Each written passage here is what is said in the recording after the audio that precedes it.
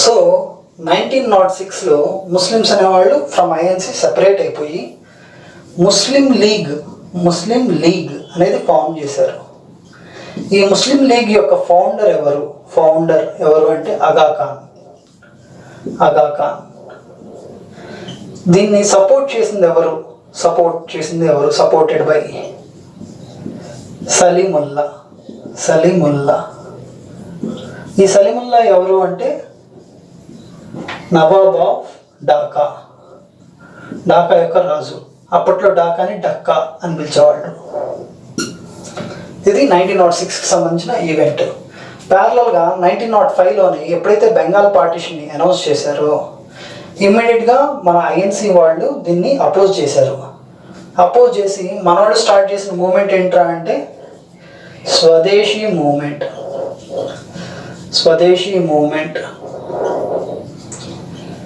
దీన్నే మనం వందే మాతరం మూమెంట్ అని కూడా పిలుస్తాం. వందే మాతరం మూమెంట్ అని కూడా పిలుస్తాం. మన ఇండియన్స్ ఇది లాంచ్ చేశారు. యాక్చువల్గా ఏంటంటే మనం ఈ బెంగాల్ పార్టీషన్ అపోజ్ చేసాం, ముస్లిం లీగ్ వచ్చేసరికేనేమో సపోర్ట్ చేసింది. సో ఈ ముస్లిం లీగ్ ఫౌండర్ ఎవరు? ఆగా ఖాన్. దీన్ని సపోర్ట్ చేసింది ఎవరు? సలీముల్లా. ఈయన ఎవరు? నవాబ్ ఆఫ్ ఢాకా. సో ఇది ఒక అవుట్లైన్. ఇప్పుడు స్వదేశీ మూమెంట్ గురించి ఇంపార్టెంట్ పాయింట్స్ అనేది చూద్దాం. Swadeshi movement or Vande Mataram movement అనేది చూద్దాం. Swadeshi movement or Vande Mataram movement, దీనికి సంబంధించి ఇంపార్టెంట్ లీడర్స్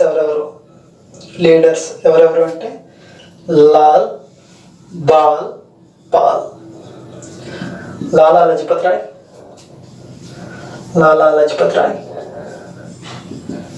బాల గంగాధర్ తిలక్, బిపిన్ చంద్ర పాల్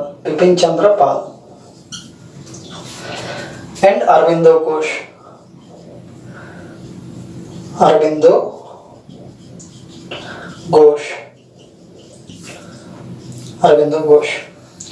సో వీళ్ళు ఇంపార్టెంట్ లీడర్స్. ఈ లాలా లజపత్ రాయ్ వచ్చరికేనేమో పంజాబ్ ఏరియాలో చేశారు స్వదేశీ మూమెంట్ అనేది. బాల గంగాధర్ తిలక్ వచ్చరికేనేమో మహారాష్ట్ర, లైక్ బాంబే ఏరియాలో చేశారు. బిపిన్ చంద్రపాల్ అండ్ అరవిందో ఘోష్ వచ్చరికేనేమో బెంగాల్ ఏరియాలో చేశారు స్వదేశీ మూమెంట్ అనేది. లాలా లజపత్ రాయ్కి ఇంకా ఒక 2 బిరుదులు ఉన్నాయండి. ఆ బిరుదులు ఏమేంటి అంటే పంజాబ్ కేసరి అని, ఇంకోటి షేర్ ఏ పంజాబ్ అంటే లైన్ ఆఫ్ పంజాబ్ అని. సో ఇంపార్టెంట్ లీడర్స్ ఎవరు అంటే స్వదేశీ మూవ్మెంట్కి సంబంధించి లాల్ బాల్ పాల్ అండ్ అరవిందో ఘోష్. అందులో లాలా లజపత్ రాయ్కి వాళ్ళ బిరుదులు ఏంటంటే Punjab Kesari and Sher e Punjab, lion of Punjab అని. ఆయన వచ్చరికి పంజాబ్ ఏరియాలో చేశారు. తిలక్ వచ్చరికనే బాంబే ఏరియాలో చేశారు. అరవిందో ఘోష్ అండ్ బిపిన్ చంద్రపాల్ వచ్చరికనేమో బెంగాల్ ఏరియాలో చేశారు ఈ మూమెంట్ని. ఇది ఇంపార్టెంట్ థింగ్స్. ఇంకా దీని గురించి ఇంకా డీటెయిల్డ్గా అనేది మనం ఈ మూమెంట్ గురించి గ్రూప్ 1, 2, 3 క్లాసెస్లో ఇన్ డీటెయిల్గా మాట్లాడుకుందాం. ఎస్ఎస్సి సీజీఎల్ స్టాండర్డ్కి ఇవి సరిపోతుంది. మూమెంట్ అలా రన్ అవుతూ ఉంది. 1906లో వచ్చరికనే ఇట్లా ఉంది. ఇదే టైంలో ప్యారలల్గా 1907కి వచ్చేటప్పటికి ఆల్రెడీ ఇప్పుడు బ్రిటిష్ వాళ్ళు ఏం చేశారు, హిందూస్ని ముస్లిమ్స్ని డివైడ్ చేశారు. ఇప్పుడు విత్ ఇన్ హిందూస్ కూడా మళ్ళీ ఫర్దర్ డివిజన్ జరగాలి. ఆ ఫర్దర్ డివిజన్ జరగడానికి వీళ్ళు ఏం చేశారు, ఒక క్యారెట్ స్టిక్ పాలసీ ఇది ప్రపోజ్ చేసింది ఎవరంటే జాన్ మోర్లే. దీని ప్రకారం ఏం చేశారంటే మోడరేట్స్ని పిలిచారు. యాక్చువల్గా ఏంటంటే ఈ మోడరేట్స్కి ఎక్స్ట్రీమిస్ట్ మధ్య ఒక అవుట్లైన్ గొడవ ఏంటంటే ఈ మోడరేట్స్ వచ్చరికి ఈ స్వదేశీ మూమెంట్ అనేది ఓన్లీ కన్ఫైన్ టు బెంగాల్ అంటే మెయిన్ ఏరియాస్ వరకే ఉంచుదాం, దేశం మొత్తం వద్దు అని చెప్పింది మోడరేట్స్. లేదు ఆల్ ఓవర్ ఇండియా దీన్ని తీసుకెళ్దాం ఈ మూమెంట్ని, వందే మాతరం మూమెంట్ ఆర్ స్వదేశీ మూమెంట్ని, దానివల్ల పీపుల్ అవేర్నెస్ బాగా క్రియేట్ అయింది అని చెప్పేసి ఎక్స్ట్రీమిస్ట్ అన్నారు. ఈ విషయంలో వాళ్ళిద్దరికి అసలు పడలేదు. సో మోడరేట్స్ ఎక్స్ట్రీమిస్ట్ మధ్య ఆల్రెడీ కొంత డిస్పారిటీస్ ఉన్న విషయం బ్రిటిష్ గ్రహించి ఏం చెప్పింది, మోడరేట్స్ని పిలిచి మీ సిద్ధాంతానికి వాళ్ళ సిద్ధాంతానికి అంటే ఐడియాలజికల్ డిఫరెన్సెస్ అనేది మీ మధ్య ఉన్నాయి. మీరు ఎక్స్ట్రీమిస్ట్ని కనుక దూరంగా పెట్టగలిగితే దెన్ మేము కొన్ని రీఫార్మ్స్ ఇస్తాం, ఆ రీఫార్మ్స్ అనేది మీరు సాధించిన దాని కింద మీరు చెప్పుకోవచ్చు అనేది మోడరేట్స్కి క్లియర్ కట్గా చెప్పడం జరిగింది. ఎందుకంటే మోడరేట్స్ వాళ్ళు అచీవ్ చేసింది ఒక 1892 కౌన్సిల్స్ యాక్ట్ మాత్రం ఇప్పటివరకు.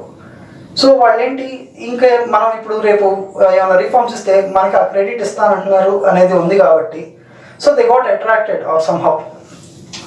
సో ఎక్స్ట్రీమిస్ట్ని దూరం పెడదాం అనుకున్నారు. ఆ దూరం పెడదాం అనుకున్న దాంట్లో ఇప్పుడు 1907లో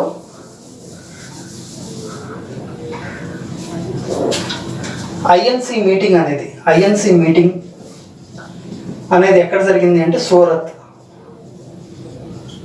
ఈ సూరత్లో ఏం చేశారు, ఒక్కొక్కసారి మీటింగ్కి ఒక్కొక్కరిని ప్రెసిడెంట్ కింద నిలబెడతారు. అయితే దీంట్లో మోడరేట్స్, ఎక్స్ట్రీమిస్ట్ ఇట్లా వీళ్ళిద్దరు ఉన్నారు. అయితే ఎక్స్ట్రీమిస్ట్ తరపున తిలక్ ఏం చేశారు,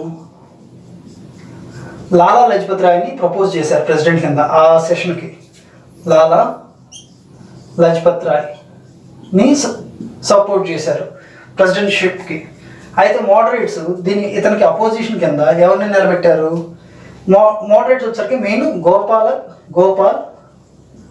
కృష్ణ గోఖలే. ఈయన ఏం చేశారు, ఈ లాలా లజపత్ రాయ్కి అపోజిషన్ కింద రాజ్ బిహారీ ఘోష్ ఈయన్ని నిలబెట్టారు. సో తిలక్ ఎవరినైతే సపోర్ట్ చేశారో వాళ్ళకి అగైన్స్ట్ గోపాలకృష్ణ గోఖలే ఆయన ఎవరు నిలబెట్టారు, రాజ్ బిహారీ ఘోష్ నిలబెట్టారు. సో అట్లా మోడరేట్స్కి ఎక్స్ట్రీమిస్ట్కి పడలేదు. ఇక్కడ పడక ఈ ఇండియన్ నేషనల్ కాంగ్రెస్ ఫర్దర్గా ఏమైంది, ఇద్దరుగా విడిపోయింది. మోడరేట్స్ అని ఎక్స్ట్రీమిస్ట్ అని.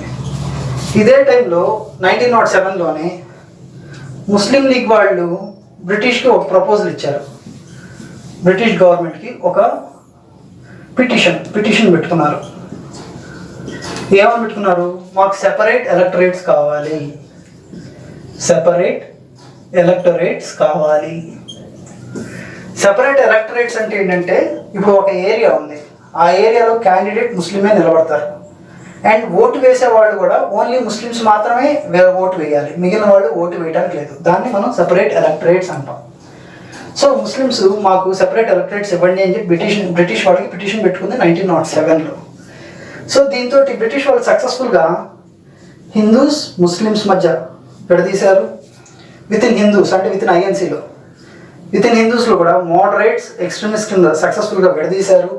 సో ఆల్మోస్ట్ ఒక ఇంటాక్ట్గా ఉన్న ఒక ఐఎన్సీలోంచి ఎవరిని వాళ్ళని క్లియర్ కట్గా డివైడ్ చేసి నీట్గా ఈజీగా రూల్ చేసుకోవడం జరుగుతుంది. ఇప్పుడు 1908లో స్వదేశీ మూమెంట్ ఇదంతా రన్ అవుతానే ఉందండి ప్యారల్గా 1905 కాడ నుంచి.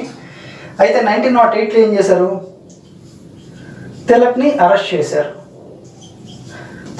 చేసి మాండలే జైల్లో పెట్టారు. ఈ మాండలే జైలు ఎక్కడ ఉందంటే బర్మాలో ఉంది. మాండలే జైల్లో పెట్టారు. ఎన్నేళ్ళు పెట్టారు, 6 ఏళ్ళు పెట్టారు. ఈయన మళ్ళీ ఎప్పుడు రిలీజ్ అయ్యారు, 1914లో రిలీజ్ అయ్యారు. సో తిలక్ని అరెస్ట్ చేయటం. ఇంక ఇంపార్టెంట్ లీడర్స్ ఎవరెవరు ఉన్నారు, మనం జనరల్గా మాట్లాడితే లాల్ బాల్ పాల్. తిలక్ని వచ్చరికేనేమో ఇక్కడ అరెస్ట్ చేశారు. లాలా లజపత్ రాయ్ వచ్చరికేనేమో అబ్రాడ్ వెళ్ళిపోయారు, వెంట్ అబ్రాడ్.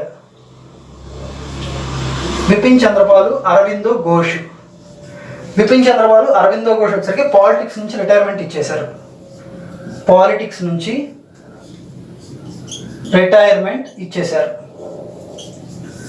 సో ఆ రకంగా స్వదేశీ మూవ్మెంట్ అనేది క్లియర్ కట్గా నీరు కార్చడం జరిగింది.